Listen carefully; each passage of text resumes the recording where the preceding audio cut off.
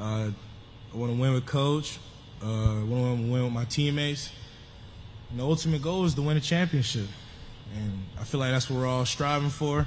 Like Griff said, we're hungry. Hi there, hope you're having a good day and welcome back to another video. Today we got the shoes that I didn't even want to get at first, but it turned out I was wrong based on my judgment.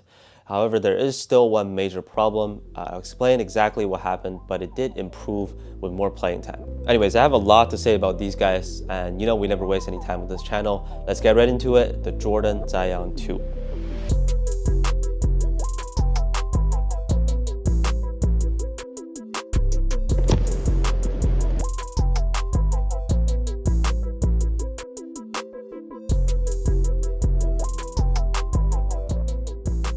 So the Zion 2 retails for a price of $120 US. Pretty affordable in today's standard for a pair of signature shoes. This Hope Diamond colorway, I honestly really didn't like how they look. You can say that they went with a throwback or old school design, but it looks like a chunky Team Jordan model or even a cheap knockout Jordan shoe. I'll let you guys be the judge on how they look.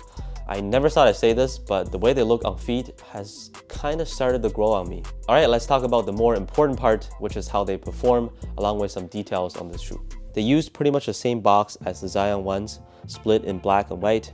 On a first look, I would consider these a mid-top shoe.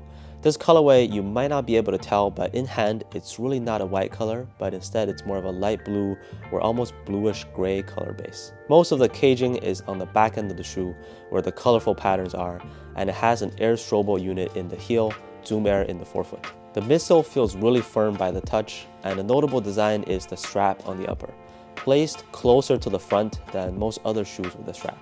To be honest, it doesn't really serve any functionality, but not much added weight, so it doesn't really hurt either. Zion logo on the tongue, really not much padding inside the collar area except for the Achilles part, which I'll get into soon. Mesh toe box, but there is a rubber layer at the tip of the toe area. Looking at the traction pattern, it's mostly thin lines with the Zion logo centered on the top half. The grooves don't feel too sturdy, so keep that in mind if you're planning to use these outdoors. Pretty flat bottom in general. And the weight of these shoes was not as heavy as I expected actually. Right around 450 grams for my size 10.5 pair. On feet, they felt just fine. Definitely not a very heavy core feel given that chunky look. As to how the Zion 2 performs, first of all, the cushioning feels pretty decent. According to Jordan Brand, the Zion 2 has more air cushioning than the previous version and a larger air strobo unit in the heel. Simply put, they do feel pretty bouncy and responsive. It doesn't look like it has a nice curve shape on the outsole, but the core feel is very smooth. Some good compression in the heels too. I think the smoothness has to do with how the traction pattern ends at the tip of the toe. It doesn't extend out in the middle, so when you go up or as you land from a jump, you won't have like a pause in the movement, which is great. The traction works really well in the indoor gym. They can get you to a hard and full stop with no problem. They are the more squeaky type. Picked up quite a lot of dust in the very dusty gym that I played at, and not necessarily easy to wipe off, but it did not affect how the traction performed at all. This aspect was a plus, which again was pretty surprising to me. With the fit, these are true to size, and they do cater to more foot shapes than an average pair of hoop shoes nowadays. I say that because they may be hard to put on at first, like I had to loosen up almost all the eyelets, but it is actually wide foot friendly, especially if you have a wider forefoot. The toe box allows more room for you and is flexible enough in most cases. Also, the stability and overall lockdown are great too. When you're making different types of movements, your feet are secure inside all the time. For me, I have very flat feet, but my feet didn't really feel too tired or experience any soreness playing in these.